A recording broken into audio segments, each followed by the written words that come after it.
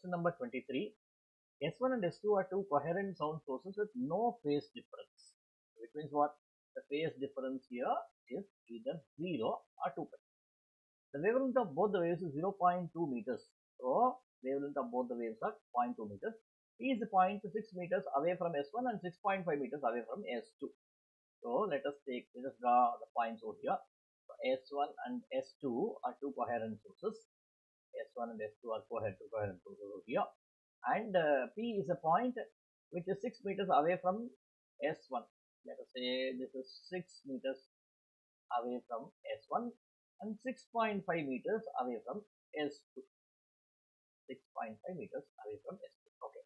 You can draw anywhere. Doesn't matter whether it should be like this, like an YDSC, or maybe S1 is here, S2 is farther away. You can draw it like anywhere like this.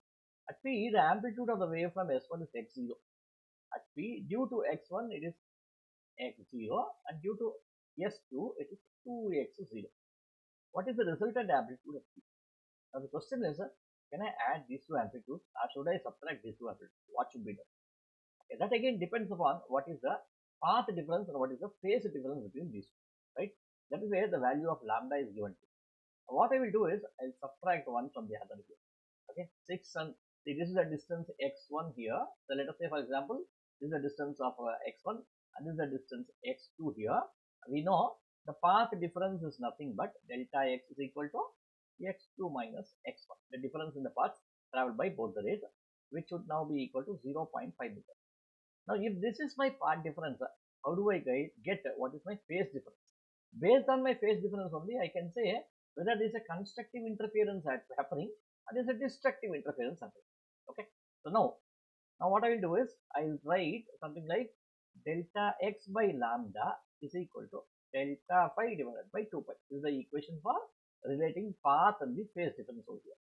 So I will write here as 0.5 divided by what is this? 0.2. Lambda is 0.2 is equal to delta phi. What is delta phi? I need to find out here. Divided by 2 pi. When I do this, what do I get? I get pi by 2, which is 2.5. So it should be delta phi should be equal to delta phi by 2 pi is equal to this pi by 2 is 2.5. In other words, delta phi is equal to 5 pi. What do you mean by delta phi equal to 5 pi? It's an odd pi. Whenever we have an odd pi, then what happens? You get a destructive interference. Why destructive interference? See, one of them will be like this, other would be like this over here. So you should actually cancel both of them. Okay, so you should actually get a 0 here. Only you get a 0 if the amplitudes are same over here. But here what you see? Amplitude here is x0, amplitude here is 2 times x0. So when I say I should get 0, what do I do? If suppose this is x0 and this is also x0, I would have done a minus b. If this is a and if this is b, I would have done a minus b. This b is equal to a, this is a cancel. Now, but unfortunately here that is not happening. This is x0 and 2x0. So which means it should be x0 minus 2x0, which should be equal to minus x0 or plus x0. Minus x0 means you will be getting a downward going wave, and plus x0 means it will be an upward going wave. So now the question is like this. One amplitude is like this. The other amplitude is 2x0 is like this. The other amplitude is like this over here. So not here. It's like okay. So it's like this over here. Okay. And now when these two are added with a phase difference of 180 degree, which means what? Okay, you would get one wave like this. The other wave would have been like this over here. So this could be your x0. This could be your 2x0. When I substitute when I subtract, what do I get? I get a smaller wave like this, right? So this is the type of wave that you should get.